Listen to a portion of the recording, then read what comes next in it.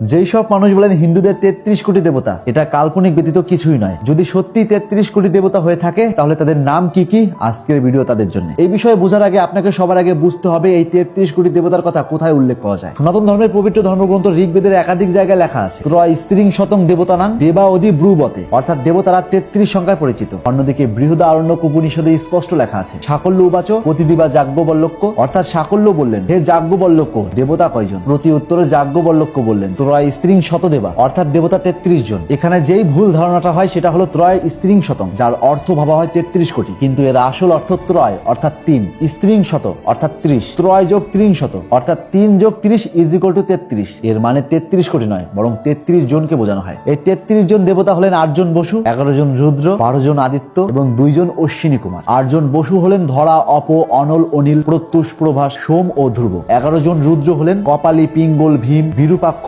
বিলোহিত, অযোগপাদ, অহিবূর্ধন্য, শম্ভু, চণ্ড, ভব ও ঈশান। অন্যদিকে 12 জন আদিত্য হলেন সূর্য, আর্যমান, উষা, ত্বষ্টা, ধাতা, বিধাতা, বরুণ, মিত্র, অংশ, ভাগ, ইন্দ্র ও বিষ্ণু এবং 2 জন অশ্বিনী হলেন নাসত্য ও দাস্র। এই হলো টোটাল 33 জন দেবতা। এবার প্রশ্ন আসতেই পারে হিন্দু ধর্মশাস্ত্র বলেন ঈশ্বর একজন, তাহলে এই 33 দেবতা কেন? এই যে 33 জন দেবতা, এরা কোনো আলাদা আলাদা ব্যক্তি বা ঈশ্বর নয়, এরা সবাই একই ব্রহ্মের কার্যকর বিভিন্ন শক্তির রূপ। চলুন আরেকটু সহজ করে বলি। সূর্য কিন্তু একটাই, কিন্তু তার কাজ অনেক রকম। যেমন আলো দেয়, তাপ দেয়, গাছ বাঁচায়, এমনকি জল বাষ্পভূত করে। এখন আপনি চাইলে ওই সূর্যকে আলোর দেবতা বলতে পারেন, কখনো বা তাপের দেবতা বলতে পারেন, এমনকি আপনি সূর্যকে শক্তির দেবতাও বলতে পারেন। কিন্তু এখানে তো সূর্য একটাই, ঠিক তেমনই ঈশ্বরও এক, কিন্তু তার কাজ বহু, আর তার কাজের ধরন অনুযায়ী তার নাম দেওয়া হয়। অন্যদিকে আধুনিক বিজ্ঞান বলে বিশ্বে একটাই মৌলিক শক্তি, কিন্তু সেটা প্রকাশ পায় মাধ্যাকর্ষণ শক্তি, তড়িৎ চৌম্বকীয় শক্তি, দুর্বল নিউক্লিয়ার, শক্তিশালী নিউক্লিয়ার শক্তিতে। অর্থাৎ এখানে একটাই শক্তি কিন্তু ভিন্ন ভিন্ন রূপ। এমনকি ইসলাম ধর্মের অনুসারীরা এক আল্লাহ বিশ্বাসী, কিন্তু সে আল্লাহরই রয়েছে 99টি নাম। যখন আল্লাহ নামে ডাকা হয় তখন বোঝানো হয় তিনি একমাত্র উপাস্য।